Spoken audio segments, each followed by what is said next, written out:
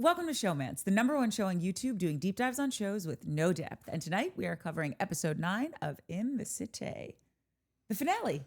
Thank God. Oh my God. God. After doing the Valley, you're actually like, oh, thank God about this one being over. We still have to keep doing the Valley after this. You know that, right? I didn't know that. No one told me that. Thanks And by we, I mean Travis will be here next week. Wait, not tomorrow though. Not tomorrow. I'll be here tomorrow. Get excited about that, people.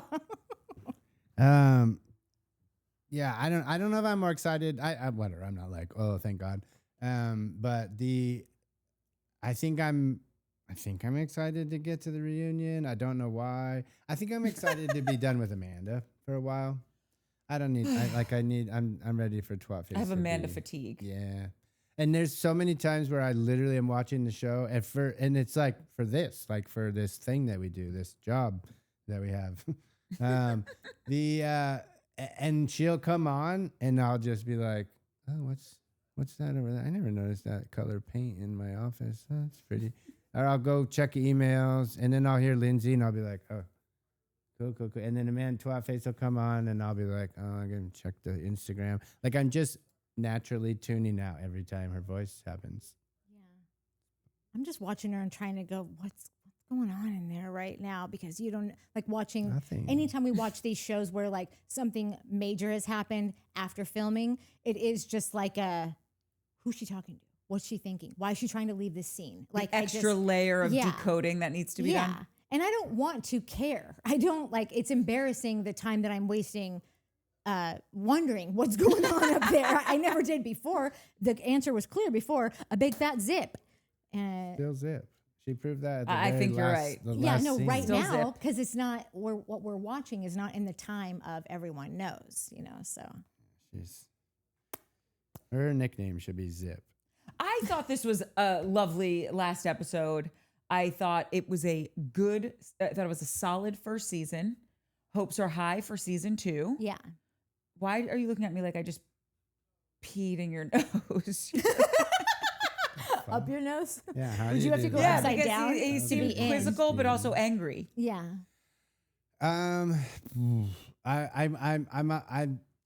with you on the setup for the season 2. I think there was a lot of hope for that, but I just still have a little bit of like, you're all gonna disappoint me. You're all giving whatever.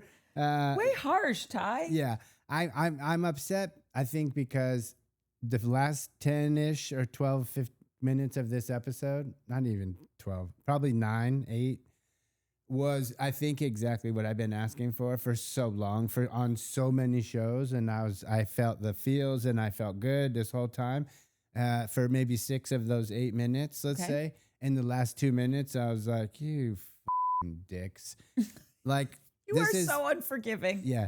Well, the last 8 minutes was you dicks? No, the last 6 of those minutes, I was like lost in the show, totally loving it, loving the conversations, loving the talks, loving the love, loving it all.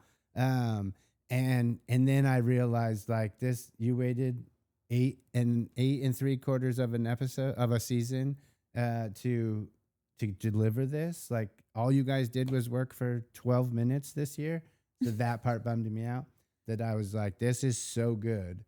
How come this isn't littered out throughout this season, throughout this show, throughout all the other shows? Why? It's right there. You showed us it can be done. The cast showed us, the producers showed us, the story producers showed us, everyone showed us the last 10 minutes of the season. Okay. And that was a bummer. But not a total bummer, not as big of a bummer as the Valley.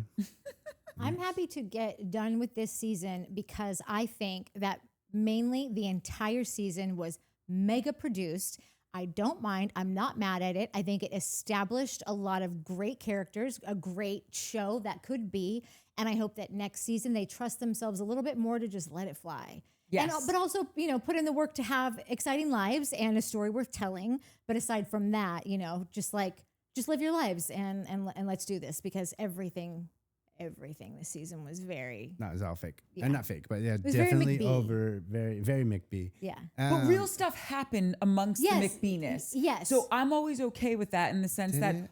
Yeah, like Owen and Danielle are really together, and they had their baby, and But that didn't happen on TV. They didn't get pregnant on TV. Their relationship, nothing happened. well, we don't know if they didn't get pregnant on TV. But I mean, Yeah, it wasn't a storyline other than her sitting at tennis being, I'd like to be pregnant by 38. No, but haven't you seen those shows where, okay, in The Real Housewives of New Jersey, there was this whole BS storyline when Melissa Gorga was saying, oh, I think I want to have a fourth kid. And we all knew you did not want to have a fourth child. Your body's banging, your 3 kids are perfect, they're almost out of the house. Like, just live your life, go to the shore, shut up. And I like Melissa. We all knew that was a fake storyline. All 3 of these couples that got pregnant, Danielle was saying throughout the season, like, I'd like to be pregnant by 38. All of that. Yvonne and Nick talked. She was like, I feel like I was going to get married and we were going to have a baby right away. Turns out I'm chasing this guy down to get knocked up. A year later, I'm still not pregnant. Now she is. So those were legitimate storylines. Georgina, I'm excited to see more about her life because they peppered in, the stuff with the kids. We don't know much about her ex. She says she goes over to his place every night to tuck the kids in. But at the end of the episode, we hear her, just talk about being ready for new things. So I feel like even though it was mega produced, it gave us enough of an inroad for them to not hopefully have that in season 2 and loosen the reins a little bit and hopefully get some great, interesting people doing interesting things. Okay, but listen, you guys. Yeah, I disagree. I don't think a ton of stuff happened. I think it was a season 1 produced. Here's some not dumb, but like just nothing stuff. The Yvonne and Nick kid thing happened 2 times in the very beginning, and then when they had lunch at his place, that was it in 9 episodes. Oh no, she went to the Dwayne Reed to get the fertility stuff.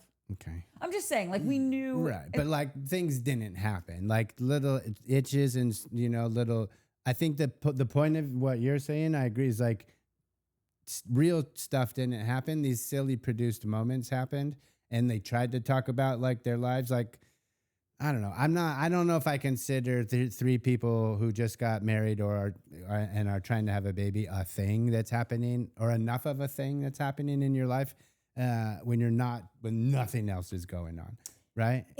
Nothing is going on, and we still didn't really hear a ton about their journey. Yeah. We heard of this, prosciutto. We heard a couple, things with Yvonne and Nick and Danielle and Urian. Also, it's a joke. Whoever made that comment on Spotify, get with the program. I think it was in our YouTube comments. It was JW Francesca. Who said what? Who said the thing about the name? Somebody on Spotify too said it's like offensive because it's also, an I'm Irish name, which is funny because I don't know if you've met Mike Connor before. And I don't look like a leprechaun, but I am. You 100% Irish? Yeah. Yeah. Listen, my cousin went to college on a scholarship for being a Native American Indian because we thought my grandma was Native American Indian. And if you saw her tan, not trying to be offensive, you'd think definitely. I thought my mom was too. She wasn't. Yeah, no. I think a lot of our mom grandmas. I thought she was.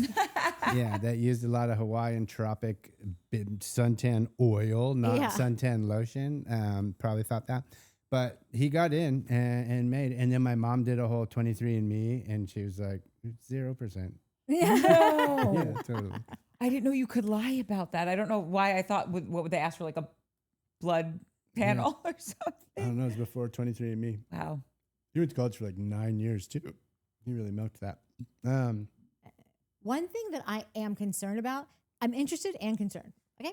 Because watching The Valley, for the first 6 episodes, I was like, oh my God, I really can't do any more postpartum stuff. I can't do, not that I can't do it, I get it. I'm just saying, as a viewer, let's all be honest. I'm sure there's definitely a chunk of people that spoke to, and there's definitely a big chunk of us that we were like, I don't know what to, you're miserable, he's miserable, everyone's miserable. I'm miserable watching you guys being miserable.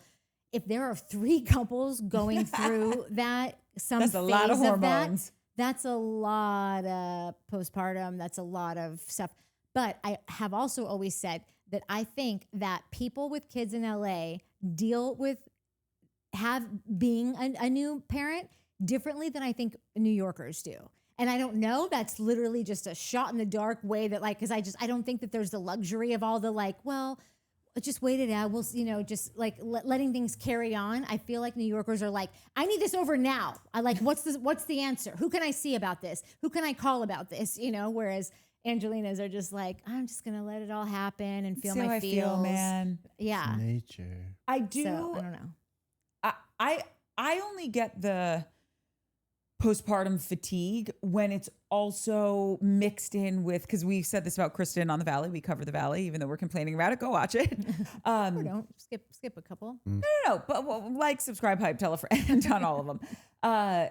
She has her own bag of nuts mixed in with the postpartum. That is not straight no chaser postpartum that we're looking at with Kristen. Yeah. Because so many of these idiosyncrasies of hers we saw well before The Valley was even a twinkle in our eyes. You saw this behavior on Vanderpump Rules. So I think if these women, God forbid, because I don't want anyone to go through postpartum, but if they do have that, I just don't want to see it mixed in with also like some toxic behavioral traits, which is what we see with Kristen. Because Nia had postpartum in season 1.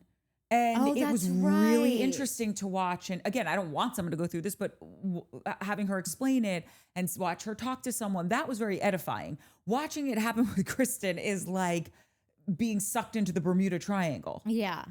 Dude, now that I think, again, different show, but like just that alone, when people are like, why do you like Nia so much? Oh my God, why are you such a Nia stan? You're so blind loyalty to Nia. No, if you watch The Valley, Nia is like the only good-hearted, kind person on that show that like you can just rely. Like that was postpartum for her, and I feel like she was still like apologizing. I'm so sorry. She like, had twins. Yeah, she had twins, and she's so sad and trying to figure it out. And like literally, no one is suffering but her, and she doesn't put it on anyone. Like, and no one should do that. I'm not saying that's the route, but to watch that, if you don't just go, what an angel, like that's angelic to me. That like. No one in her life even has to deal with this but her. Like, because we see that that's not the case most of the time. So anyways, that's just one tiny reason I love Beauty Queen. Well, shall we get into it? Top of the Pops? Yeah. Okay, great.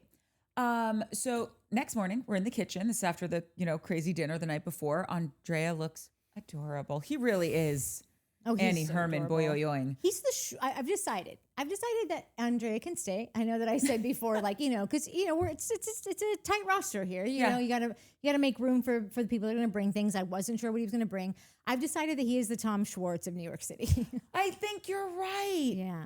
So, Party of Andrea. Yeah, we don't even have to do that now because he's already in. Yes. But if they try to leave him behind, then he's just so chic. We'll like, strike up a campaign. He's got that great, Italian way about him, but he also has Americanized himself a little bit.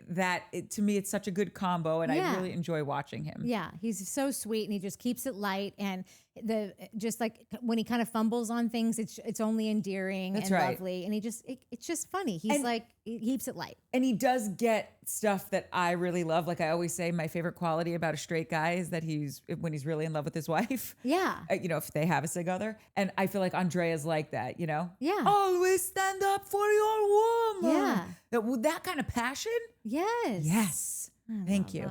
Then we see the flashback of last night's s'mores session. And I love this is the American part of him that he loves the s'more. Like he made the s'mores thing happen. I think that's adorable. No, it is. Didn't he say s'mores were invented in Italy? He was joking. No, Do we know that for a fact? Yeah, 100%. S'mores were definitely not invented in Italy. Try finding a marshmallow in a not a trattoria, in a Salumeria. In a La Trattoria. No, in the La Trattoria. That's what it is, in the La Trattoria. So good. Then we find out Lindsay got shot in the ass during paintball and had a ginormous bruise on her tuchus. And then now we're back to present day, and Danielle and Owen join everyone in the kitchen and say, hey, we're going to go grocery shopping if anyone wants to come with us. Does anyone have anything? Do you want to know where the first s'more recipe was published? Sure. Somebody's going to know this. Girl Scout guidebook. That's great. Yeah. Love it. Does it say where the s'more was invented? Doesn't popularized across the United States. The first recipe was officially published in the 1927 Girl Scout Guidebook, Tramping and Trailing with the Girl Scouts. Not that kind of tramping, people. Who goes to the grocery store before they go? They're like, oh, we're going, but we're also going straight from the grocery store to the thing. I mean, there's nothing like letting a bunch of dairy sit in an SUV for I did like. not understand that. No, there was no dairy in the turkey, so. Oh my God! Totally fine. Was that real? I need to know if that was real. I know. Whitney that a asks chicken in the Lindsay sea? after everything too. You skipped way far ahead, but let's just They're gonna now that you've done it, you've done what you've done. Save it for the pod. It's called a teaser in the biz. Okay, that wasn't a purposeful teaser. No, It was purposeful. but teaser. after this guys whole are flowing episode that we're going to watch of Flowing Lindsay and it. Whitney being just like she's the one you're going to ask, is there dairy in this turkey? Unless Help me help you, Whitney. I also just want to say, unless you are so wildly lactose intolerant, like you're around dairy and diarrhea is just going to shoot out your asshole. Like, even if you're like, that's the only way that you could ask that question, because you will be so violently sick and you know that it's not there. I just need to ask about everything because of how ill it gets me. That's the only excuse I will take for that. You know, Whitney's just like, I'm gluten-free. I don't do dairy right now and I'm off sugar. Like, I'm sorry. I have thoughts on this. I have a lot of thoughts on There's this. so many as we thoughts move on Whitney in general. Same. Like, is this what you want for yourself, Whitney? No, Kenny, you mean? Whitney is the person who has to wake up every day being Whitney. Oh, see, I'm wondering, Kenny, is this what you want for your life? Like, we'll get there. We'll get there. Okay. So then we see Lindsay FaceTime with Gemma. She talks about being a single mom and how that wasn't the plan, and obviously how Whitney's comment annoyed her. Yeah. Anyone? Whitney's annoying. Yeah, great. But End. she does try her best with her village and her nanny and her baby's daddy. I don't know what that means. Yeah. Oh my God. Oh God. Wait, are you Whitney standing over Lindsay this episode? We need to know that exhausting. Why? Why do I need to know that now? Because I just need to know how miserable this is going to be. I'm not standing over anybody. There's so many times like this whole, and they get into it later, but like the amount of times that both Lindsay and Georgina were like, we didn't say that. And we're like, okay. No, All right. But I'm sorry that I asked because you don't know how to answer things without skipping 6 scenes ahead. Danielle, Whitney, Kenny, Kyle, and Owen go grocery shopping. Kenny has apparently always thrown a Friendsgiving. We learn here. It means a lot to him.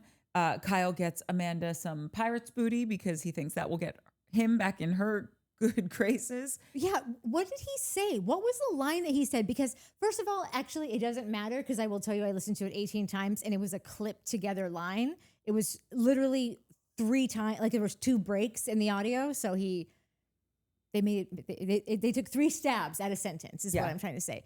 So, but I still would like to know what their intent was to tell us that he said, because it could be 2 things. Kyle says, Amanda runs on pirate's booty.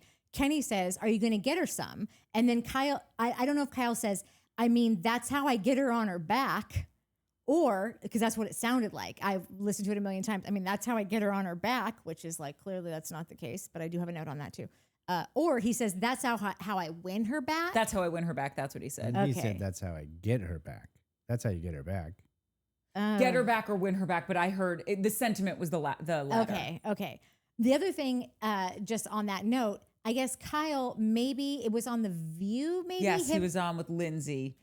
Okay, go ahead. Did you watch the segment? No, I only heard about it. I only just like saw a clip about it. It was a really cute segment if anyone wants to go and watch it. It's about 8 minutes long. It's worth the time.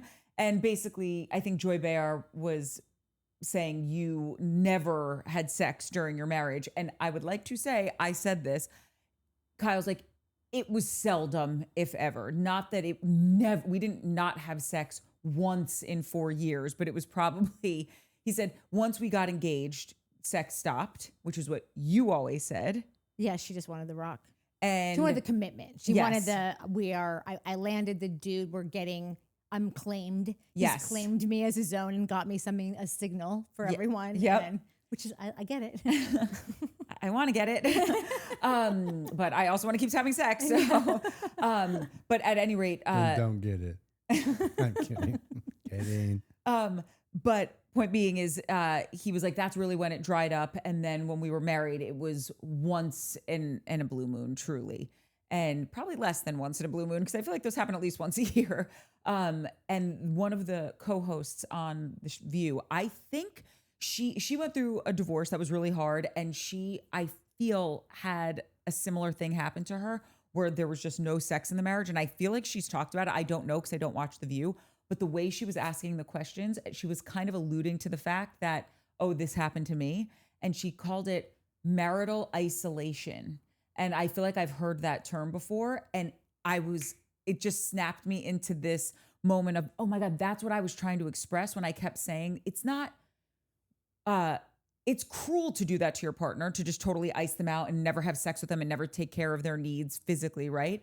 But I was saying that it's abusive, but I'm like, it's not abusive, but it's up. And that's what it's marital isolation. Yeah. And it is a form of neglect. Yeah.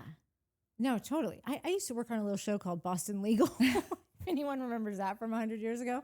And like, it would always just be kind of like funky cases, you know? I mean, it was an hour-long comedy by David Kelly. And there was always cases like that where you would be like, this is a real thing, but like they were always derived from like real cases. He was an attorney, probably still is an attorney. I think once you are one, you probably always are. So anyway, I've definitely heard of that. And in some states, you can really, I don't want to say like, I mean, you could get things for that. Like it is reason to annul. It is reason to sue. It's reason to get money. It's reason to like, it's who knew, but it's a big deal.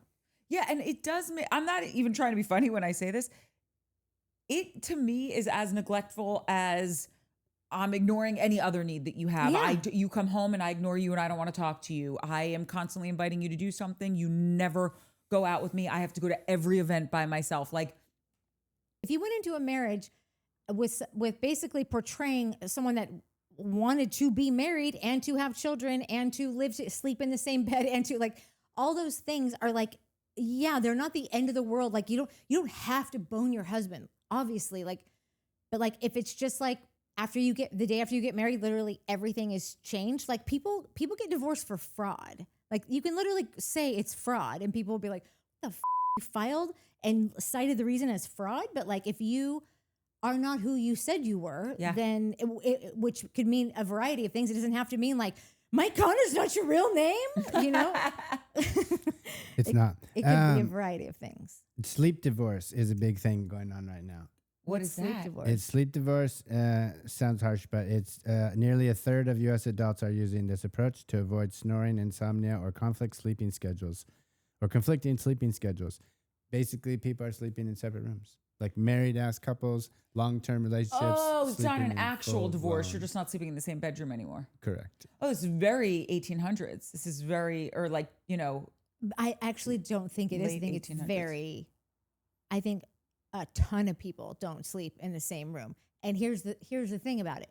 If you have any issues sleeping at all, and all we've been told is that basically sleep is the thing that is going to keep your brain functioning. Yeah. For like when you're a senior citizen or like then if you have that, you should sleep in two different rooms. Totally. I cannot tell you, listen, I love you. When like if I fall asleep on the couch, and you've said it too, our couch is not even like Mike's legs can't even fit on our whole, like we literally downsized our couch because we moved all of our living room into a little den so that our old living room could be for work now. For you guys. For you guys. Look what we did for you guys. And so we had to get a smaller couch to like make any sense. And so Mike's literally like feet are hanging over like the arm of it. I know how it is, buddy. And he's like, I slept straight through all night. My watch told me I had the best because he'll fall asleep. And then it's a thing. It's a thing. Like I'm up all night, kind of shifting around, listening to my podcast, going through my TikToks, all with earbuds on. Dropping your phone on your face. Dropping my phone on my face. Dropping many things. You know, the cats are going wild, lunging over his head like a dozen times a night, basically. So anyway, I get it. I get why people sleep in separate rooms. I do too. And I fully support it because if I was with someone who snored, you can't help that. Yes, of course, there's things you can do. God forbid you had sleep apnea, because I know that you got to sleep. Yeah, with what do you CPAP want to do? Look over and see that, or do you want to hear the snore? I don't know. But like, so in all of those aspects, I completely get it. You have to sleep. My sister's husband, who I love so much, Mike, I love you so much. She has sent me recordings of him snoring, and I'm like, if you murdered him and played that recording in the court, the judge would be like, go on with your day, go pick your son up at school. That's fine. You had temporary insanity. Yeah, that's how maddening that noise is. So I get it. I think the only thing I worry about when that starts happening is you got to stay on your doing it schedule. So I think that actually people would do it more if they had separate rooms, because like my room would always be clean and fresh and pristine. And so I'd be like, oh, would you like to come over this evening? From my experience, that is not the case. So if you were wondering. Wait, in what? In my experience with a sleep divorce, that is not the case. It doesn't produce more sex. Do you want me to draw you a picture? Not why it's a confusing statement. In my experience, that was the thing that was throwing me. Oh yeah, when I was younger, Mikey, I had a partner. I had a few of them. But they're saying the couples that are into it and to the sex thing, they're saying like, oh no, it becomes fun. They're like, some people joke around like, oh, go on the couch and watch TV. They'll be like, you want to go to my place or your place tonight? Yeah. And it'll be like a little thing, and they'll have little date nights at different rooms, and then you do your little sexy time, and then it's okay, on your way, go back to your place. Yeah, I think that probably after that happened, I'll let you stay over. But you gotta get out. You gotta move it on out the next morning. Never been you're getting kicked out. Dude, I was going to say, I've never been like a one-night stand guy or like okay, hit it and quit it or kind of whatever. I've never been the dude that's he doesn't even know what the term is. He's like, is that what you say? Is that what all those rap guys say? Yeah. But I've never like, I'm not even going to say that because everyone's going to be like, okay, bro, you took it one step too far. I'm not a kick you out of bed type of dude. So it would be That's funny. like, please kick me out. Right, I don't want to go to my like, bed. I'm just going to get some juice and then I might just stay there. Yeah, so my bedroom's going to be in the kitchen. Next to the cereal. Yeah, exactly. But it would be funny for me to be like, all right, that was fun. Can you get back to your room there, toots? Oh my God, wait. I got to get to work early in the morning. Got a big day. Kicking girls out at 2:00. Not girls, but you. My best friend Orly and I always quote that part from the beginning of Bridesmaids when John Hamm has just hooked up with Kristen Wiig, and he's like, oh God, I really want you to stay, but I don't want to be a dick. Or like, I don't want you to stay. Like, you know, we always quote it, but I always fuck it up. You could stay, but I don't want you to. Too. That's what it is. Yeah, something like that. Yeah. Joe Schmo, what's the exact line? And it's so, and he delivers it so perfectly, because I do think he says like, but I don't want to be a dick. You know? Yeah. And she's like, no, it's fine. Yeah, I didn't want to stay. It's totally cool. Anyway, okay. So Kyle, they ask him, how are you doing from last night? He said he gave her a hug, said that he loves her, but she's clearly not feeling it. She has not been feeling it since before you guys got married, Kyle. I think you know that now. With all love and respect, I say that. Then Danielle tells Whitney about the whole single mom comment. Everybody knows. Lindsay knows. Georgina knows. She didn't think it seemed like something Whitney would say. So it was kind of brilliant when Danielle was shocked. When Whitney was like, oh, no, I said that. And I said what I said. And I stand by it. And Danielle was like, oh, this wasn't on my bingo card. Yeah, no. I can't decide. Listen, throughout this thing, especially when it deals with everyone, I think that this was maybe one of the most produced episodes. And I think maybe it's because I am just aware of that now and I've accepted that and whatever. Whitney is kind of ding-dongy enough to where I believe that she actually would make these, would step into these traps 100% very easily, so I'm on the fence with her. But God, Whitney, you didn't think about any of this. You didn't think about all the times you talked about this and it was all of Lindsay's friends. You didn't think about how at a certain point, I think I counted at least 3, a triple down on the nanny situation, like really just making some bold statements to all the wrong people, as if she'd never seen a reality show, had never seen Lindsay Hubbard in action, had never seen Danielle and Lindsay's back and forth. Like, just many things would lead you to believe that either Whitney is like, oh, this is my year to pay my dues, so I'm going to say some dumb shit to get the party started and the conversations and the debates, the arguments, whatever. Or she's the other side of that. She's literally that dumb. Can I tell? Oh, go ahead. How come Gavin gets to be the shit stirrer and all these other people get to be the shit stirrer, but she's doing the same thing. She's shit stirring, no? It was to Natalie's last point. I think she can't pull it off because she's not that sharp. But she did pull it off. Everyone's mad at her. She's caused multiple scenes. Well, so that's if she like, what I'm saying is that I don't know. I think I literally I'm not saying Whitney's a genius, but No. like Whitney and Lexi are. I know, listen, but I literally prefaced this whole thing with, I'm trying to figure out, are you paying your dues and you got to be the one to lay these things in, or are you that dumb and inexperienced, didn't watch any of this stuff before, which she doesn't seem like a person that doesn't prepare. Like, she might not prepare in the right way, but like, she at least threw the Peacock app on a few times to watch. Right. And if she'd never seen this show, which I doubt it, or the shows that, the Summer House. But her partner is Kenny, the one that we think now at this point in hindsight, they cast to go up against Lindsay. Right. So if they think that Kenny's capable, which he has been the whole season, then surely he's like, oh no, you got to do this. You got to say some dumb stuff and what, you know what I mean? Like, and she, like, towards the end, she was just saying what they were saying, you know, and that's it. Yes and no. Again, that's to say that do you think she's dumb or not? Yes. Okay, so then there's a 50-50 chance here. Like, we don't know which. That's literally my entire preface of this is like, I don't know which one it is. Is she paying her dues and being some type of a Gavin, or is she a dingbat? And I don't know. So if you have you're going which way? Working. Beep, beep, beep. What? Working. She's working. Yeah, okay. I don't think she's that dingbatty to go with the single mom card. Like, and I do. Nobody's gonna, you know. A lot of crying for someone that wasn't serious, but could also be a great actor. And I didn't even know. She's not. I think that she isn't the sharpest tool in the shed. And I think what happened to Whitney is, you know, when you go on vacation and you pack.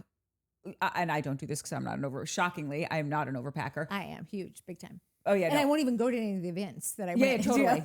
And literally I'll bring like a carry-on and I'll be packed for like 14 days, 2 black tie events, and I'll go to everything. Yeah. But she will have packed everything but the kitchen sink for this vacation. And then it starts raining and it gets a little cold. And she's like, oh my God, I don't have anything. And we're like, wait, but what is in all of these suitcases? She's like, no, I only plan for sunny days. Yeah. Because we're in whatever the tropics. Yeah. And it's like, she's only looking at it through it could only go down this path because I don't think she's a multi-layered thinker. I don't think she's got a contingency plan. I don't think she's someone who's thinking in a 360-degree life is kinesthetics kind of way. So like, if this happens, it means that. But if that happens, it means this. She's like, no, we're going to the beach. I'm bringing a lot of like sarongs and bikinis and things like that. I don't think like I said, I don't think she's thinking in a layered way as to, oh, this could go left in this direction, because she's not looking in that direction. Yeah. Does that make sense? No, it does make sense. I feel bad calling her a dingbat. I do, because I think that Whitney is a very kind-hearted person. 100%. I think that she is. She's obnoxious with the way she moves in this, because I feel like I see straight through what her real issues are. And so then when I see her dicking around in these areas, that it's like, any adult woman at this point knows that saying that she has a lot of nannies and not like, or she has nannies and a support like that no one else does, to just be a human being with a brain, you would know by this time in your life that is never going to be received well. Yeah. Like that's an insult. That's a judgment. It's a thing. So, but It's also you talked about it 3 different scenes this episode, and people were literally offering you a way out. And you were like, oh no, I think that it's crazy that, a lot of people don't have, and it's like, yeah, I know not everyone has nannies, but it's also a wildly uneducated thing to say. But like to what? say that, and she's got a nanny. But she has a nanny. 100%. Which means that she has more free time than a person who doesn't have a nanny. Like, have you ever been around anyone who's got a kid? oh my no, God, Mike, dude. don't get irritated, please. Just why else would somebody need a nanny who is still incredibly busy? Someone who works and is a person that has a kid now and has What does Lindsay do?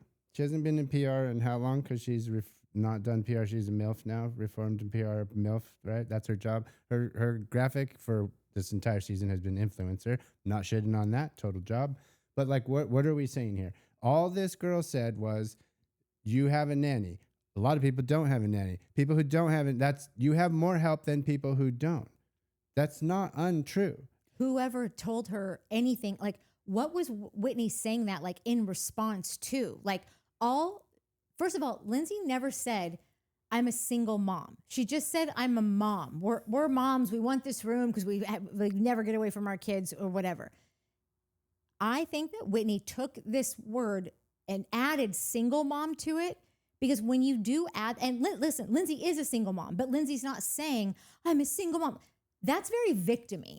Whitney, I think, was maybe wanted to hear that. Maybe that helped her, because I think that this whole thing is about Whitney being bummed that this relationship with Lindsay is not getting anywhere.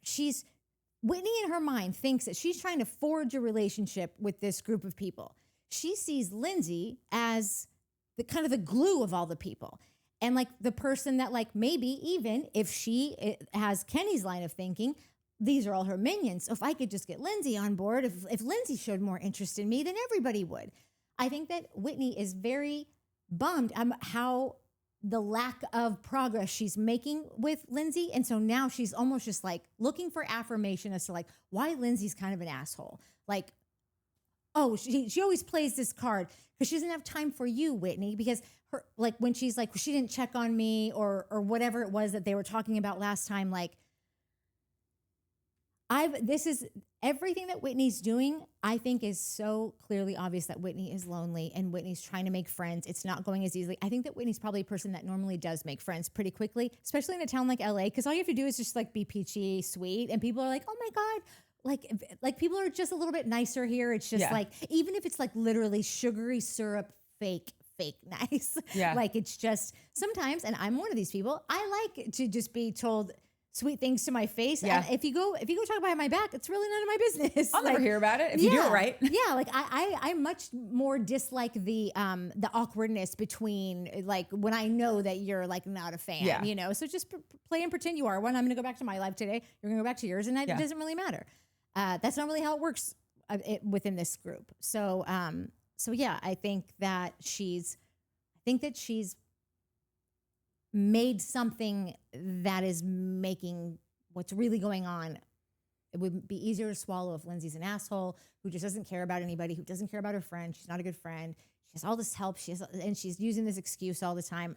I don't know. I don't even know what the question was. I'm sorry. I feel like I really went on a tangent. No. We were just talking about, because basically they were having Danielle thought that this didn't come across as something that Whitney would have said. Yeah. And when Whitney was like, no, I said what I said and I stand by it and I stand by the nanny comment and all of that. And she for some reason, listen, Lindsay did say, we're 2 moms. We haven't been away from our kids in a while. We're taking this room, right?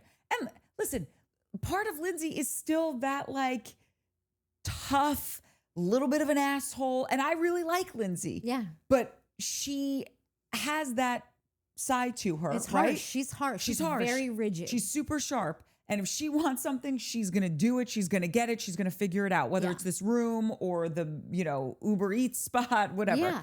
And so I think she wasn't saying, oh, I'm bemoaning the fact that I'm a single mother and this is so much harder than anyone could ever even understand. I think she just was like, listen, we're two moms. We haven't been away from our kids. We're taking this room. Yeah. And because Whitney has felt shunned by her and hasn't made any inroads with her, because Lindsay is a tough person to make an inroad with. And Whitney, you seem very sweet. You seem like you have a good heart, but you are not tough. No. And if you're going to go up again, and I'm not saying it should be this way. I'm just saying this is what it is with Lindsay. And so she's not, all of her sugar and spice and everything nice is not working with Lindsay. Yeah. And then she's trying to bolster up her argument by saying like, and she's got a nanny. Like, it's not like you're just like a single mom working 4 jobs, which is so tough. I can't even imagine that. Yeah. But just because Lindsay isn't a single mom working 4 jobs, there are different ways in which you can have nannies. You can have nannies and completely outsource the raising of your children to a nanny. Or you can be like Lindsay, or, you know, I have a girlfriend who's got, you know, 2 young children and has a nanny. And let me tell you something. I have been there for extended periods of time. Thank God the nanny's there, because it's like the wild, wild west when you have 2 young kids just running around. Someone's drawing on the walls. Another one's got a marble shoved up their nose. Like, but that nanny isn't taking over so that me and my girlfriend are like, oh, we're just going to go get mani-pedis. The only time we left the house was because we were going to get dinner and the nanny couldn't pick it up because the nanny doesn't have a driver's license. So it wasn't even like oh, thank God, I'm going to go get a massage and have some bonbons. Now, do I think that Lindsay is able to have her nanny watch Gemma for a minute and like go to a Pilates class, which is amazing and a luxury? Do I also think Lindsay, if we know anything about Lindsay, even if you hate her, she is such a hard worker and has been since the age of 16. And even Carl, who her and him have been at odds for God knows how long, he's able to say how much of a hard worker she is. So I think this chick is busting her ass. And I think being a parent is so hard, whether you're in a relationship or not in a relationship, and having an extra set of hands so that you can go grocery shopping and not have the kid all over you is just, if you can afford it, go on with your bad self. I don't think it means that all of a sudden she's got all this free time and she's sleeping in and going out every night and the nanny's just got it and she sees Gemma whenever she's... No. And the way that Whitney was saying it, in the way I heard it was like, dude, you have a nanny. Like, it's not like you're doing this alone. It's not that big of a deal. That's how I heard it. Totally. And Mike, okay, just to also, because I'm realizing like, I think your original thing was just like, what is she, an influencer? Like, no shade, but like how, like I can't even remember what the full statement was, but like, it seemed like you just didn't think that might require that extra set of hands. I don't want to put words in your mouth. I honestly can't remember everything you just said. What was it? About what? I mean, what do you mean? Just, you were like, well, what is she, an influencer? Oh, what's her job? She hasn't been in PR. No, everybody's for just long. like, oh, Lindsay's so busy, she's working 4 jobs, this, that, and the other. Doing what? She hasn't been in PR. Her credits, her thing says influencer, which I'm an influencer. It's hard work. But like, so I'm not knocking that an influencer is a hard job. I'm not knocking that Lindsay is not a hard worker. I am asking the question, what is Lindsay hard working at right now? Okay. Being an influencer. So okay, but listen, think about just the year that they also, have. I'm not even knocking Lindsay, not to interrupt, but like that's I know, but I should our have just jam here. So like I'm just saying, Whitney stated a fact. These people are losing their mind about it. And when we get to the end of the episode, it's all resolved because they're all kind of give up on the fact that like, oh God, that is true. She really just said a thing that we kind of said. And we're mad that she said the thing that we said. Oh, my bad. We're all sorry. They both did that. Whitney did the same thing. They both, like, again, that's jumping ahead 9 scenes, but like that ends up getting to be like, well, I think you both cross-canceled each other out here. But what I just want to say about Lindsay's life right now, imagine that you just decide, you know what, I think I can let the nanny go home, or she's going to take a trip. I just let her off for 2 weeks. Then literally you get the phone call. Did you know Amanda is now with Wes Wilson? What? I imagine that being a star on Summer House for 10 seasons, and then you've got your baby now, you think the season's over, it's all, okay, this is my downtime. And Lindsay's a planner. I've arranged my year to be this, that, and the other. I've let my nanny go on vacation. You get that phone call, suddenly your entire team is calling you. I've got you set on this podcast. I've got you going here. You're going to go. Kyle's DJing here. We think it'd be great if you could go meet him there. Carl's going to go too. Like all of a sudden, within a moment's notice, you've got 24 new events on your schedule for whatever, for the next month, the next 3 months. It's still going, you know? It seems like that's why someone like her, even if she's just an influencer, she's also a reality star on a gigantic show on like one of Bravo's biggest shows that turned into Bravo's biggest show overnight out of the clear blue sky. Yeah. So that's why I think that like you just don't know what you're going to need when you're. Did I ever say she doesn't need a nanny? I think there's some confusion on what I'm saying here. Well, I thought this started with like, oh, what does she do? She hasn't been in PR. She's just an influencer. Based off you guys saying that she's so busy, right? And this has, again, we should move on because this is getting us nowhere. Whitney said she has a nanny. That means she has more help than someone who doesn't. She has more free time than someone who doesn't. That's all true. That's not crazy. That's not a mean thing to say, given the context of the conversation that they've had.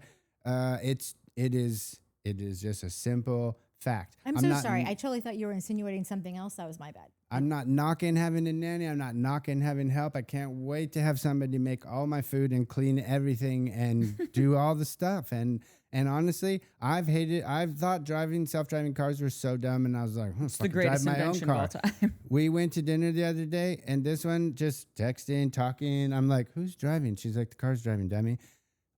It was amazing. It kind of sold me. I was like, you know how much work I could get done not having to drive all the time? I drive 40. My drive is 45 to 50 minutes. It would change your mental state. I'm not even kidding you. I mean, I love driving, and I take a weird way because I get to think and listen to music and whatever. So it's like good for me. But it also is like, it's an hour and a half every day that I don't get to do work, right? Like I'm just thinking about work. I'm not getting to do anything.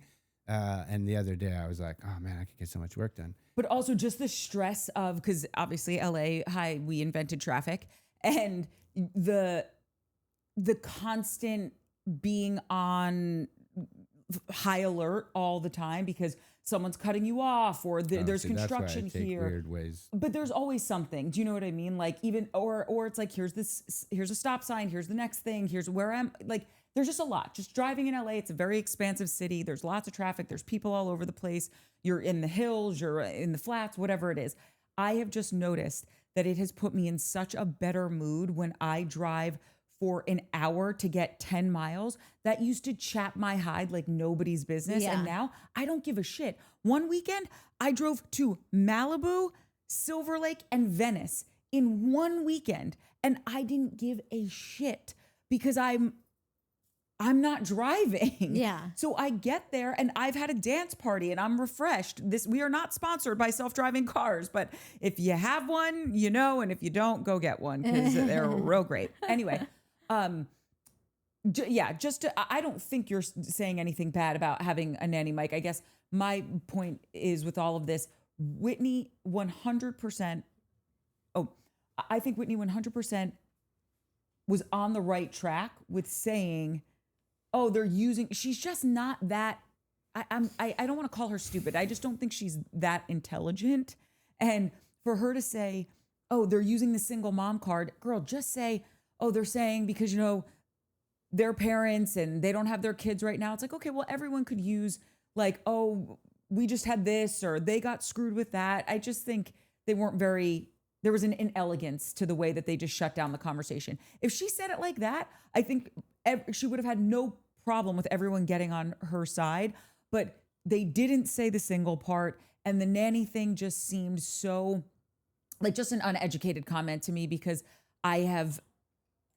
if you are a busy working parent and you're a single parent, having that nanny just puts you, I think, at a baseline. Yeah, and she wasn't knocking her having a nanny. But I'm saying that's how I heard it. Got it. So after that, we get in the car with Yvonne, Amanda, Gavin, and Nick to go apple picking. And Amanda basically she can't wait to get away from all of these people to probably not even be on the show anymore. I don't even think she understands she makes money from the show because she's acting as though she has senioritis and cannot wait to get back to the city to hook up with West. I mean, she is miserable. She's like, everything in my body last night was telling me I have to get out of this marriage. If the apple orchard is close to New York, I'm hopping out of the car. Yeah, it's like, I don't need to go back every time to like, again, everyone knows how I feel about when this marriage really ended. But right now, like there is just, it absolutely ended after Summer House, if nothing else. Like she's just laying in beats to be like, oh, now I'm another step closer to kind of out. Oh, now everything in my body was just telling me I'm out. Owen said it's over. Like it was just like beat. Like just like you knew this was happening. You knew you were going to move out. We can debate what Kyle knew, when Kyle knew what, and when he knew it, yeah. What he knew and when he knew it. But we know that Amanda for sure never like went into the season of Summer House with like, I'm out. The last day that I'm here, I'm literally not going back to my house. Like, because all signs just point there. And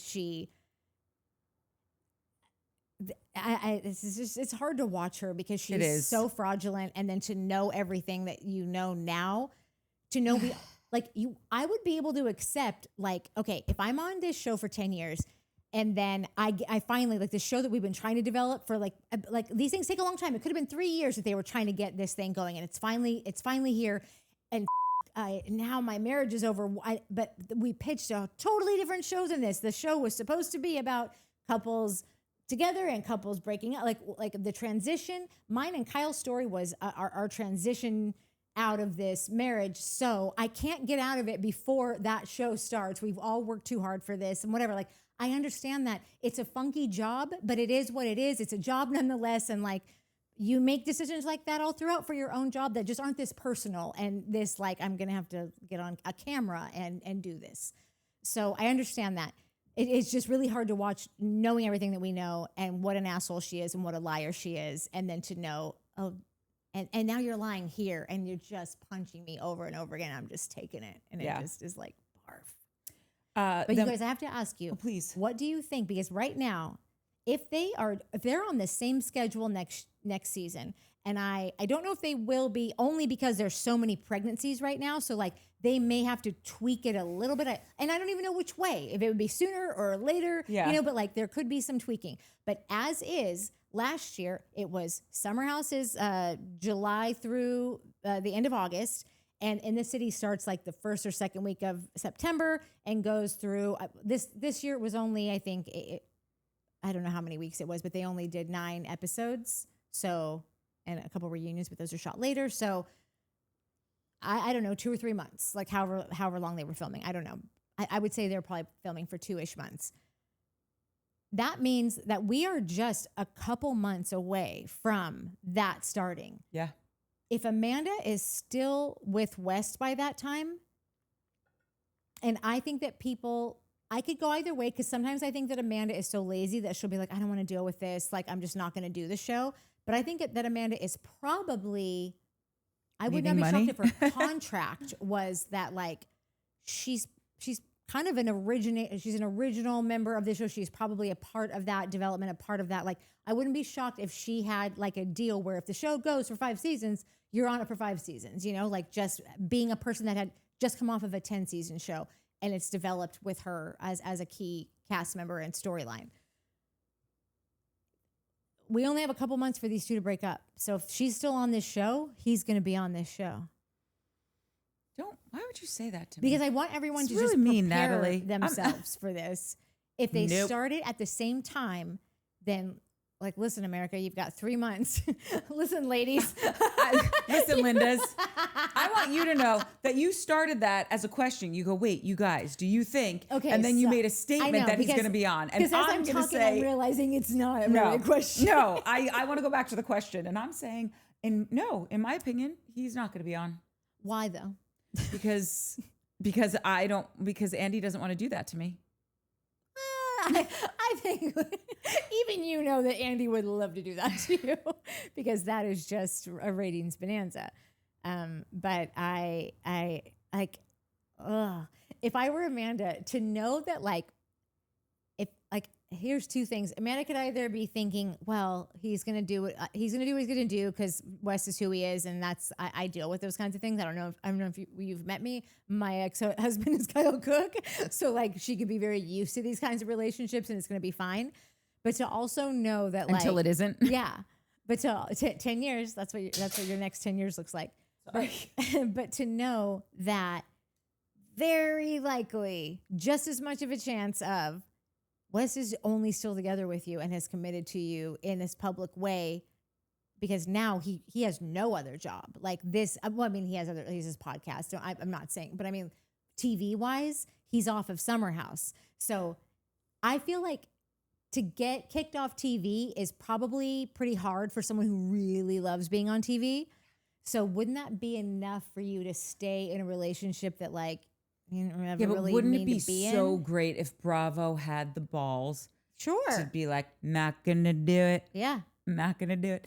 Okay, so next, Lexi, Andrea, Georgina, and Lindsay, they are driving out to apple picking. They talk about the single mom comment. Lindsay says, I do have a nanny so I can work and provide for my baby. Georgina says, as a woman, she never should have said this. And Lindsay's like, you thought you didn't like me before, little lady. You're really not going to like me now. And I will just say this, being around friends of mine that have kids, it is truly the hardest job in the world. It never stops. I don't know if it's different for a guy and a girl. I only see it from the girl's point of view because I'm hanging out with my girlfriends that have kids. And now two of my guys who are married to each other, they have kids, but like one of them is shouldering more of the responsibility. And I guess that traditionally in a straight relationship, that's the woman. And it's one of those things like last week when we were covering the Valley, because there was a lot of essay conversation, Mike was like, as a dude, I don't have a lot to say about this. And I feel like as a woman, seeing my other friends have a baby, I think like I'm not going to say anything untoward about any mom stuff. Have the nanny, don't have the nanny, be a single mom, don't be a single mom, because I can't even imagine how hard it is. Yeah. And so I just don't want to make a comment on it on a certain level. Do you know what I mean? Like, I don't want to make a judgment saying like, oh, well, you've got a nanny or what, like that means you have more spare time. Like, I don't know. Maybe you don't. Maybe your kid's not sleeping so that when the nanny's there, it's like you can take a nap for 45 minutes. Like, I just think it's the hardest job in the world. And to say anything from a place that you don't definitively know that this person has 4 nannies and they are raising those kids and this person is out traveling and living their life. And I know those people also, and that's fine. If that's how you want to roll, great. But I don't think that that's what Lindsay's doing. And it's why I keep sounding like a broken record with that you have a nanny comment. Because to me, she was saying it to make her point. She wasn't saying it just to be like, and she's got blonde hair. Yeah. It's like, no, you were trying to say like, you can't be that tired because you have a nanny. Yeah. And it's like, I don't think you can say that because you don't know how friggin' hard it is to have a kid, even when you have a partner and a nanny. And like you're not good at reality TV, obviously already. So like, what do you even know about what it takes to be a reality TV star, and not just reality TV star, but to be the Lindsay Hubbard of reality TV? Like it's just another level. And okay, but overarching with just like the whole conversation with like the mother stuff and all of it, everything around the mother stuff. I think that everyone should just like remember that like people that don't have a kid have no idea how it is to have a kid. They're never going to have the empathy unless they're just a generally empathetic person that just decides to live their life in a very like, no, I'm sure that I'm going to take your word for it. And I don't know. So I'm going to just go with what you say because you're the expert. You're the mom. So you would know about having kids. I don't know about having kids. I know I watched my sister have some kids. That seemed like a lot, but like I got to go home at 5 or whatever it was, you know? So like, I don't know. And then I think that mothers need, so people childless like myself. Childless cat ladies. Childless cat ladies. You're welcome. Yeah. Need to know that we'll never know until we have one. Mothers need to remember that they didn't know before either. Everyone needs a little grace here. Yes, that's a great point. Because unless you're just like really good at being very well-rounded in the whole thing, which I actually thought Georgina was. This was an interesting episode for me with Georgina. Totally. Because I thought that Georgina, the one thing, because I know very little about her, one thing I did take away from her, from meeting her and watching her, that I thought, this is true, was that she's not a mom that looks at things that way. She seems like a mom that like, I wouldn't feel nervous around. I think I could be like, oh no, but I mean, you have kids. So, and I feel like she'd be like, whatever, I wouldn't have them again either. Like Georgina seems like the type that she would say those things back, a very like casual, and like she doesn't sweat the small stuff. Nothing's the end of the world. And like, I remember when I didn't have kids, oh my God, live it up. Like, but in this episode, I got the feeling that she was very insulted by this. She took it very personally. She couldn't believe that it was happening. And again, I literally can go back and every single thing that really happens in this episode and go, and this could also just be for the show. I don't know, because that is not the vibe I got from her this entire time, that she would make some of the comments that she made. I did not see that coming. So we next get into Kyle, Whitney, Kenny, Danielle, and Owen. They are now back in the car driving to apple picking. Whitney can't get over the fact she can't let go of the nanny stuff. She brings it up again in this car ride. Whitney says Lindsay feels as though she's better than everyone. And she also says that everyone is scared of her, including me. And listen, we all want great reality TV show characters. I think Whitney was showing that she's really green here, right? And she definitely had the better point in the beginning, saying, look, you're saying the thing about I've said it before, where she misstepped was adding the single thing in there. She should have just said, you're saying it's because you're a parent. Well, they could say they got screwed over at dinner. She could have fought the fight better and really won full out, because it was a little muddied towards the end when we get there and get to the apologies and stuff. And I just feel like it's because she isn't the sharpest tool in the shed that she didn't understand, oh no, that's actually what you're saying right now is going to backfire. Even if it is true, even if Lindsay is sitting at home eating bonbons while her nanny raises her kid, which I don't think is the case, but even if that was the case, you're picking the wrong things to play with. Yeah. So now we get to the apple orchard, and right off the top, Lindsay makes a comment about being a mom because Lindsay can't help herself. And like, she's obnoxious about it. And she just miniature. And she's obnoxious about it, and she just wants to like poke, because I also think she knows that that's an intimidating tactic, right? Yeah. And Whitney said she is intimidated by her, so I guess it's working. They get some hot, hard cider. They go pick apples right away. Kyle and Amanda start bickering. Who cares?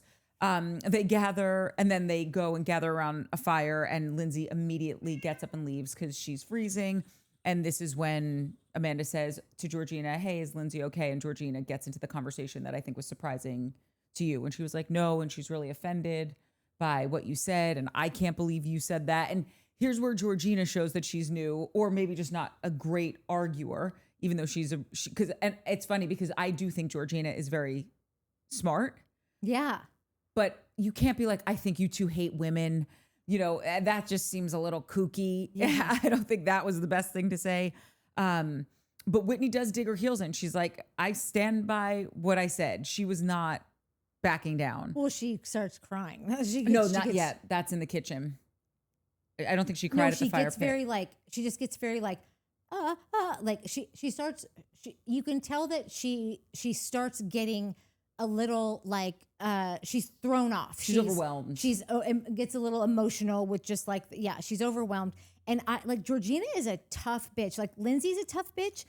Georgina's actually harsher than Lindsay. Like in a weird, I'm not harsher. They're harsher in their own ways, but like Georgina she minces less words even than Lindsay does, and maybe it's also because I don't know Georgina yet. So I'm still getting to know her. So when she says something, I'm like, whoa.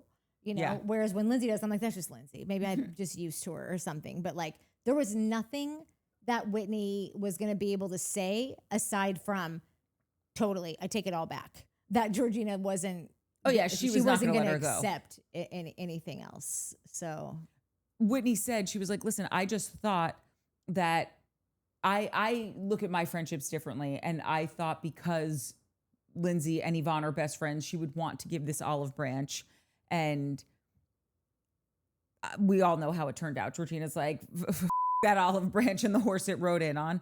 You said what you said. And Georgina and Lindsay, because they did say the mom thing, they have no leg to stand on here. You said the mom thing, you got to own it. And Whitney, you got to own the thing about the having nannies. And this is why it was kind of a dull end to all of it, which I guess is fine. I don't need to see you guys arguing about a produced fight.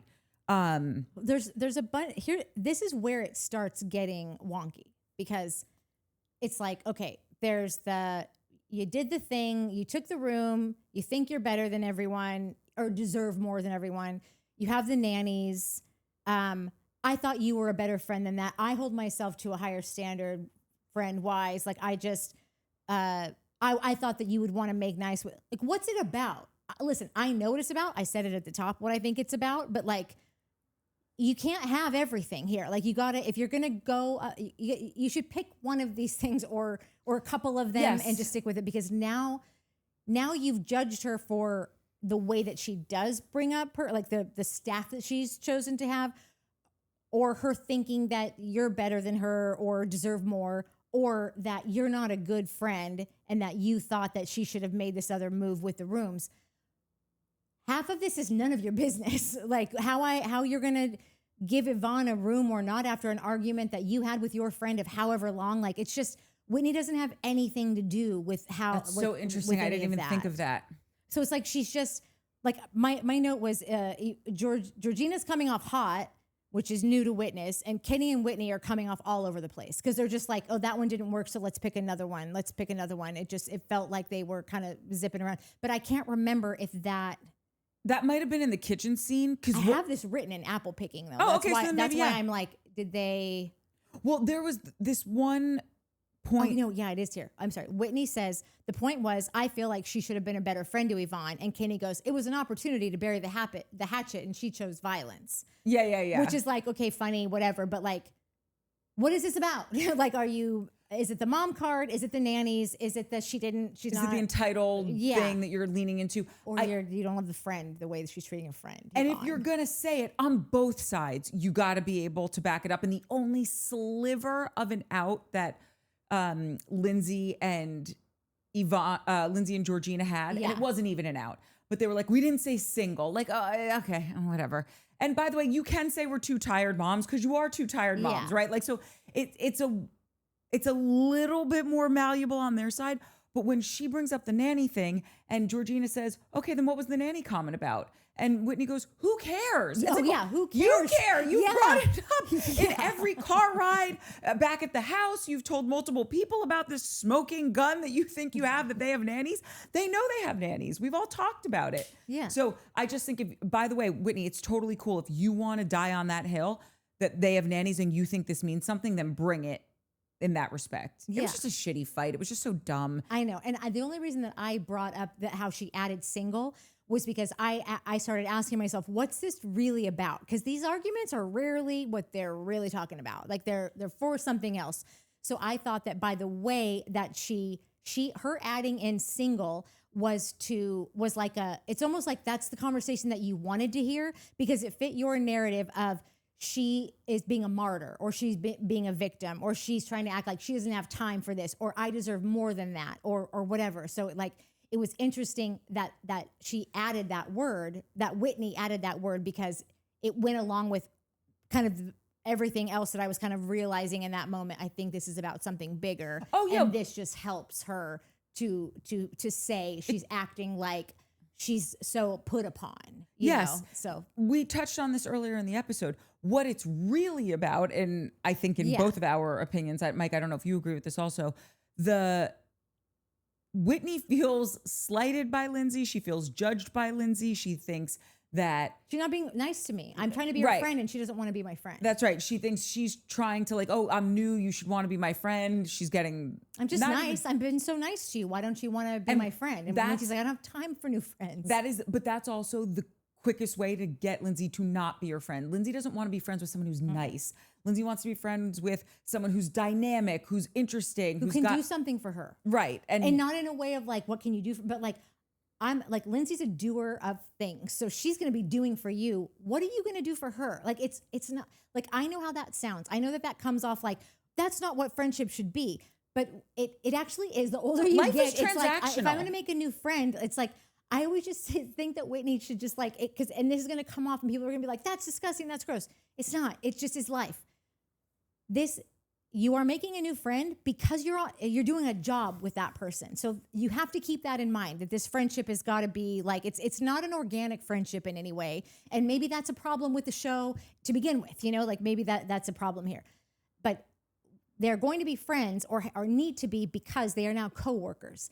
So the best thing for Whitney to do is you got to be of service to her. Bring her an idea. Bring her something like, I got this thing. I went to this place. They gave me a free thing. Do you want to get facials next week? This guy's incredible. Like whatever it is, find that moment to give her something that she doesn't already have, because this bitch has everything at this point, So it's just like, that is just life. The older you get, the busier you get, and you got to make a new friend. They better be bringing something to the table. Yes. And it doesn't have to be fiscal, but it needs to be something that like improves my life. Yeah. Even if it's just like, you're really funny, you're interesting, you have a cool job. Yeah. But I believe that life is transactional. It is. You are with Mike and Mike is with you because both of your needs are being met. That's a transaction. You know what I mean? Like, it's just, so anyway. It's not. Your needs are not being met. Are you marital isolation? Because Mike, you know how I feel about that. Mm-hmm. I will represent you in a court of law, just so you know. You and Craig. Yes. He's not even on this show. Mike, do you think anything about any of this stuff? Do you agree with the... No. Oh, none of it? You don't think that that's why Whitney wants to kind of stick it to Lindsay a little bit because she feels slighted by her from the beginning Lindsay's of the season? a dick. Lindsay's a dick. She's been a dick for 9 seasons minus a pregnancy and a few months of having a new baby. She's back to being a dick now. No one on this show is going to tell her. No one on any show has ever told her. I don't think Whitney's a genius, but I think Whitney's like, well, I'll tell her. Throw me to the wolves. I think Kenny and Whitney got the short straws, or and that could be a good thing, a bad thing, who knows? Yet to find out. But they pulled the straws to go up against Whitney. Kenny did. I think in doing that, Whitney's seeing like, dude, this chick's a dick, and I'm going to tell her. And you guys are I think, making all this entire thing that she said about this one room thing. I don't think it is. That's what we just said. You're making the nanny and the single mom thing about the room thing. That although they didn't say that, she didn't say they said it then. I think this for Whitney is an ongoing situation that she pulls this mom card, the single mom card, but she's got a nanny. So like she just not understanding why she's like, oh, I'm so busy, this and that. I got kids and I need this room. Like that's just Whitney's take. That's Whitney giving her perspective. And I think that, whatever, you guys are our team Lindsay now. So it's going to be hard for either of you to like see anything different, I think. Even if I wasn't like more into Lindsay now than I've literally ever been, but the literally ever been has been hatred for her. Like her and Kyle, I loathed them for however many seasons.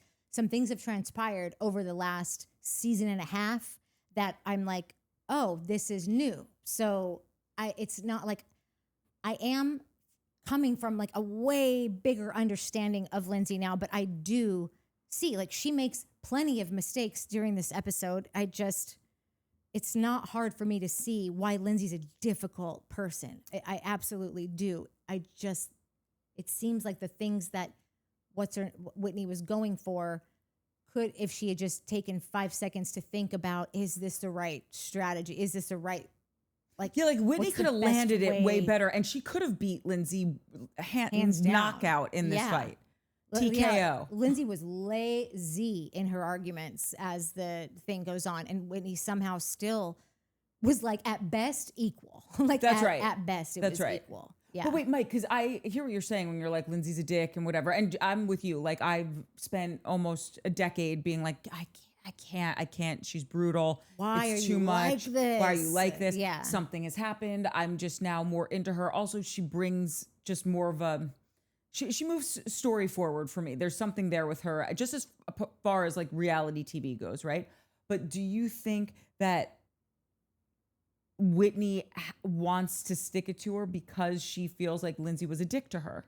That's what we're saying. Like this, the genesis of this fight is because Whitney feels wronged by Lindsay. Like, I think that's 6 and 1, half dozen the other. Personally, like maybe, I think regardless of that, I think Lindsay stuck it to a bunch of people. I think probably 80% of this cast has had a problem with Lindsay at some point in their lives. Totally. That they've wanted to go and tell her off in a group setting, and none of them have. Yvonne tried it, and it totally backfired. Probably because they're actual friends, right? And Yvonne wasn't ready for her actual friend to be a dick to her on camera, right? Because of work or whatever. So I don't think it matters. Like, sure, Whitney or Lindsay was mean to Whitney, and now when Whitney's going to say something, it doesn't mean Whitney's the only one sticking up for everybody who's Lindsay's a dick to, you know. So I don't think it's that. I don't think it's Whitney being a baby and a brat and like, oh, she was mean to me, I'm gonna get her back. Because that Whitney, if that's the Whitney that I see Whitney and who she is. If I add that to it, that Whitney doesn't confront. That Whitney hides and retreats and goes to Kenny. And I don't think that's who Whitney is. I think Whitney packed up her shit and moved to New York City on a whim with her buddy and then met a dude and moved in with him. Like that's kind of crazy and a little adventurous and like. Met a dude after. So you don't think that Lindsay, I'm sorry, that. No, I think they did. I'm just saying like.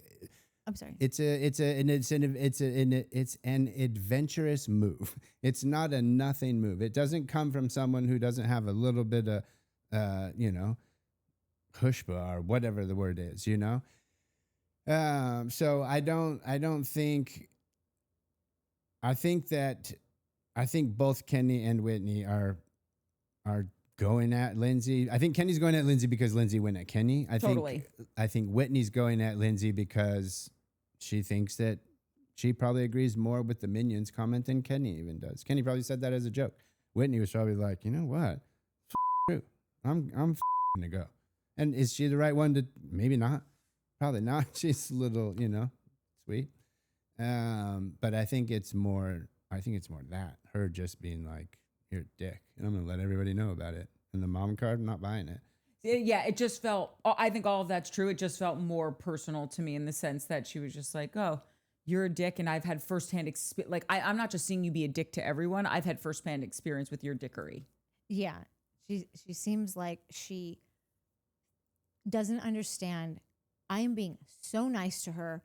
I am so kind. I'm so lovely. Remember I brought that bottle of wine over? Remember I asked her about how her mom was doing it? Or not her mom. That was a bad ad lib. Whatever it was. Like, I think that I feel like Whitney's everyday niceties that have always worked for her. Yes. And honestly should work. Like in a world where everyone is just like, let's not make anything any harder on anyone that doesn't need to be, they should work. They're just this group of women. Even Yvonne, Yvonne's probably the most congenial out of Yvonne, Lindsay, and Georgina. And I still don't even know if Yvonne is like a person like me where I'm like, no, totally. No, exactly. Like you guys will hear me all the time, probably. Like when anyone's talking, you'll hear me, the camera's on me and they'll go, yeah, totally. Yeah. Like, cause I hear myself. I'm like, why are you doing that? And it's because I'm so overly affirming to what anyone is doing or saying or whatever, like in my whole life, that's the way that I am. So that's a thing. I don't think that any of those broads are given affirming yes throughout people's conversation. I feel like Yvonne's sitting there like waiting till the whole sentence is done and going, is that it? Like it's just a different way of communicating and interacting with people. Whitney's used to something else, and she's bummed that this is taking a minute. And when she thinks about it, she goes, Lindsay's kind of a dick, man. She's kind of an asshole. I'm trying so hard. And I'm fine if she wants to take that stance.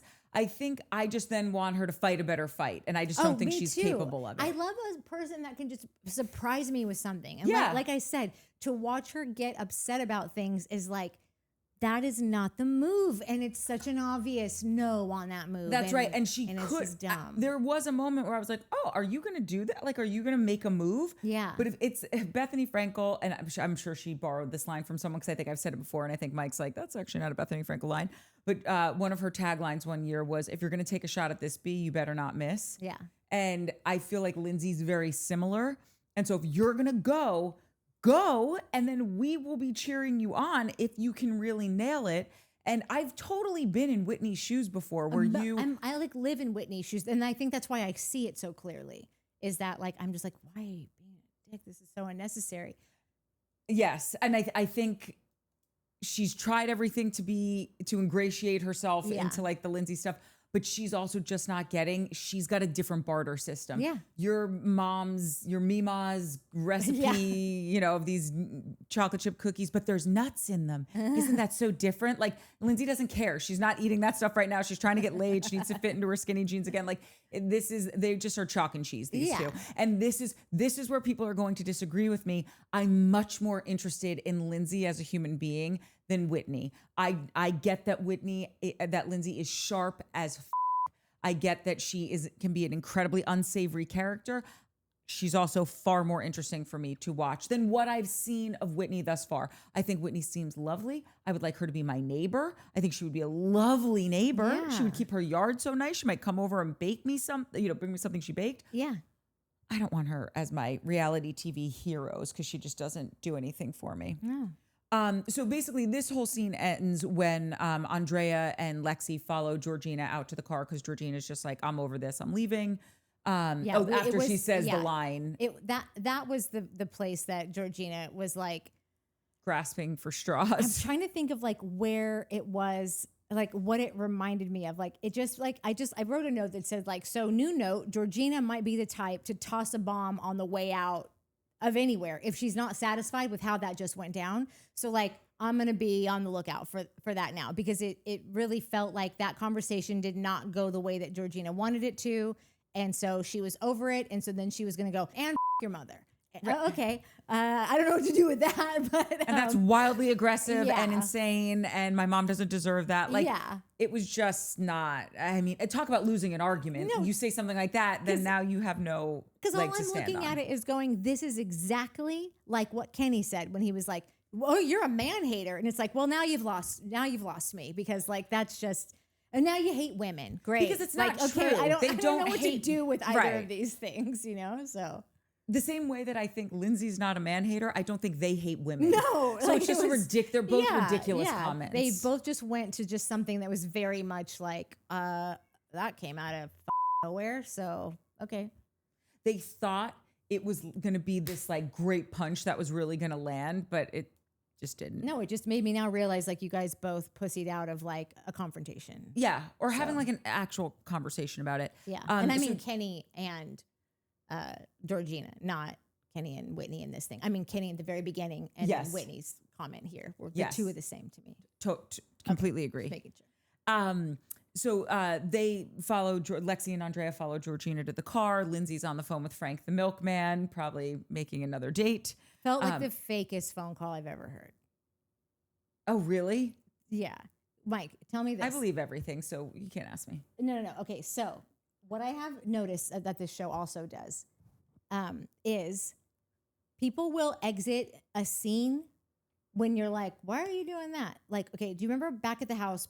There's probably been more of these than just this one, but the most recent one was last week, I think, where Lexi came into the bathroom when Amanda and Lindsay and somebody else, Georgina, I think, they were all in the bathroom. Lexi came in and starts to tell them a story about like, oh, I was just talking to, what's her name?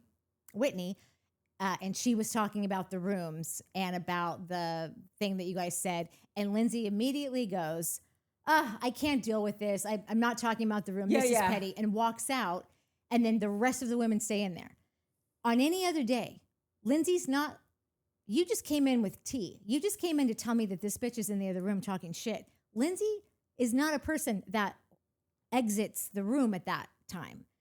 But when she did that, those girls had a conversation about it, had a whole breakdown of it, and reacted to each other, which then created another scene for Georgina to tell Lindsay about what happened in there, which created another scene where Lindsay confronted the girl. Like, I feel like Georgina confronted Whitney maybe on her own, and then Lindsay got to come and confront when, like, it basically created 3 more scenes out of just Lindsay exiting that bathroom when the information was being relayed. So here I see they're all having this discussion. They're about to have it, whatever. Would Lindsay ever, in the middle of a thing, like they've just all sat down around a campfire, we're all filming, there's 10 camera guys around you, I'm going to go sit in the car, I'm cold. Bitch, get a blanket, get closer to the fire. Like, we're here to work right now. That felt very abrupt. It did not feel natural to me. You're just going to get up and go over here. And then we're going to walk in as literally the guy is, the things that the guy was saying was like, yeah, so I'm thinking we could just, you and me, just go to a place and like, just chill, you know? And she's like, people are walking up to the car right now. And then he goes, so yeah, just like give me a call or like shoot me a text. And she's like, okay, great. And then like gets off the phone. Like, it was just so like, she exited this scene so that they could have that talk. And then the car ride home, we could tell you about the talk and really get like, some things could be lost in translation. Some relaying isn't going to be specific. We're going to be like, did she say that? I don't remember her saying that. And it's just this whole, it's good TV, guys. Did that feel like that to you? Like, this is just creating more opportunity to drag this whole thing out. And heavily produced. I mean, it didn't cross my mind because we were halfway through the last episode of the season, so I'm not sure what we're dragging out. So I didn't even think that. Like, it didn't cross my mind. That didn't cross my mind. Now that you're saying it, yeah, maybe. Just so much more gets to happen when somebody leaves. the game of telephone gets enacted. The phone tree, they fire up the phone tree. Oh, I loved phone trees. Man, it was a snow day. Yeah, and then we're all like trying to remember if it was relayed right. That word, I don't remember her saying victim or single or whatever it is that then murky. I don't remember the word murky. Yeah. And then we're kind of like the people that are reviewing the shows are kind of going back and forth about it. People are firing off in the comments of TikTok. I think you're getting way too deep and layered now, but I would be stunned if these producers were that deep on this show. If they're giving us this much trash and weak ass storytelling, but they're also sitting there being like, you know what we can do is have Lindsay leave a scene because it will trigger 4 other scenes and get podcasters talking and social media will go like, what? If that's what you're doing, then you need to stop doing that and start paying attention to the show you're producing because the show sucks and your social medias are out of control. The show sucks. You guys are show producers. Let the social media producers do the social media, and you guys go back and do your jobs, if that's what's happening. Yeah, I just want to be clear that, like, I absolutely agree with you. It doesn't negate that, like, that I was just stating, like, what I'm witnessing over the last, like I said, that's just from last episode and this episode that we went around for however many times going, did Kenny say that to Kyle?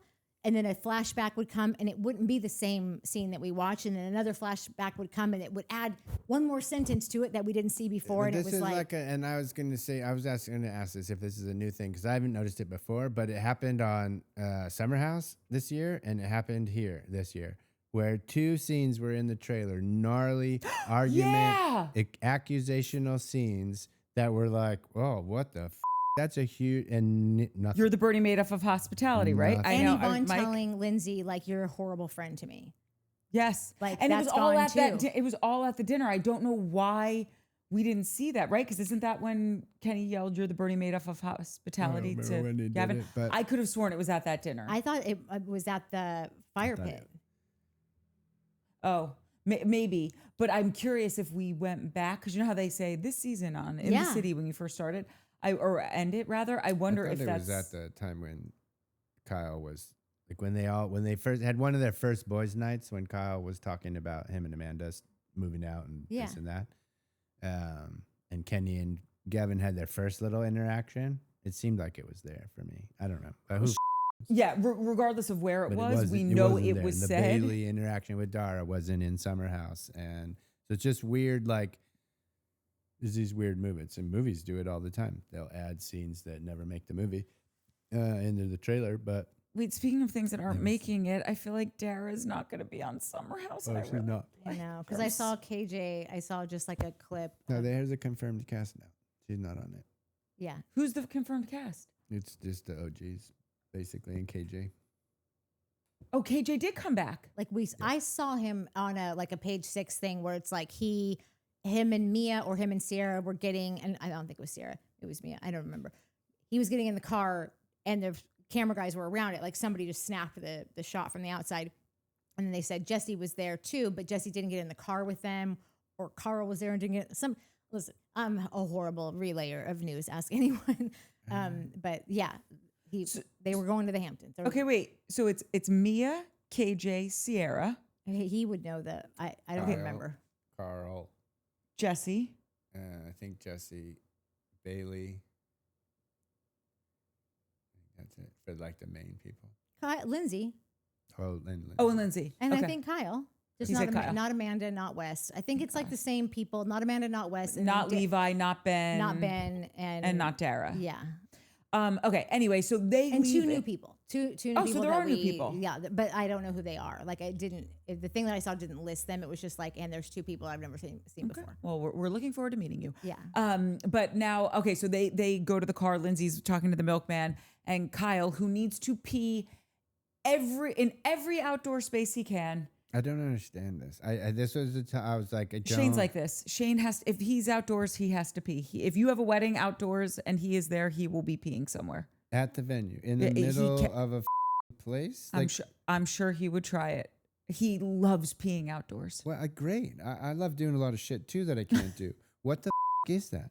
That is the most disrespectful, disgusting thing I've ever heard disgusting. in my life. It's disgusting. You're not allowed to just whip your dick out and pee wherever you want. You're not allowed to pee on a $30 million mansion in the Hamptons just because you rent it for the summer. You're not allowed to go to a fire pit at an apple orchard and piss on the grass of the what? No,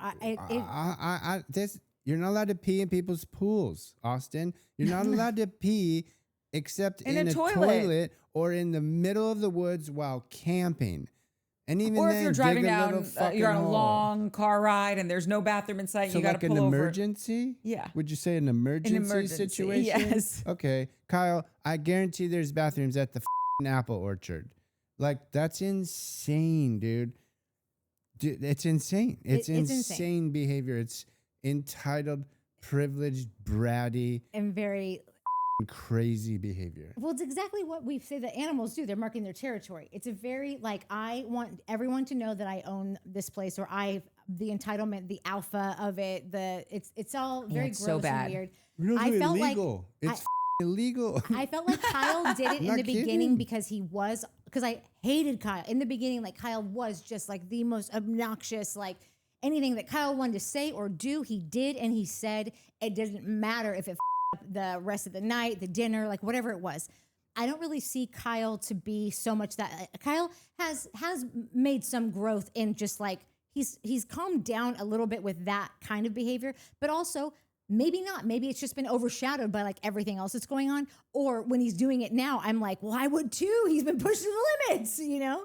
So now I almost think that like in this episode, I was like, he's doing that because it's almost just like a callback. Like now he's the guy that like it was the house joke. It was the running thing. If there's a tree, Kyle's peeing on it, you know? Yeah. So now I think he's just trying to bring. Now it's his shtick. Yeah. So that's what I'm going with now. And we're going to just see who Kyle is after Amanda is gone. Yeah. I'm excited to see. And I just want you to all know that I am so ready to go back to hating him. I understand that But I don't want to. No. I don't want to. But I am not going to stick on Kyle just because like this thing happened. Yes. Because Kyle... I've already done my good deed for Kyle in not bringing up how horrible he was the whole time, all the time, and that you deserved it. Because I don't think you deserved what ended up biting you in the ass. I don't either. And I'm super excited to see who he is let's just as a singleton. Come on, Kyle, just do your best, man. Just at least give us another season of liking you. Of the good. Yeah, come on, buddy. Yeah, we've all earned this, I think. Okay, so we are going to cut for part 2. For those of you who are new around here, Nat works her tail off to get it up quickly, but it takes her a minute. So just keep checking back if you don't see it. Like, subscribe, hype, tell a friend, and just know that we are getting in the cars and heading back to the house. And we were going to have a very nice time watching Andrea do a tablescape. That was the best. Yeah. Anyway. Okay, we'll see you at part 2. BRB. Love you. Bye. Bye. What an elegant gentleman.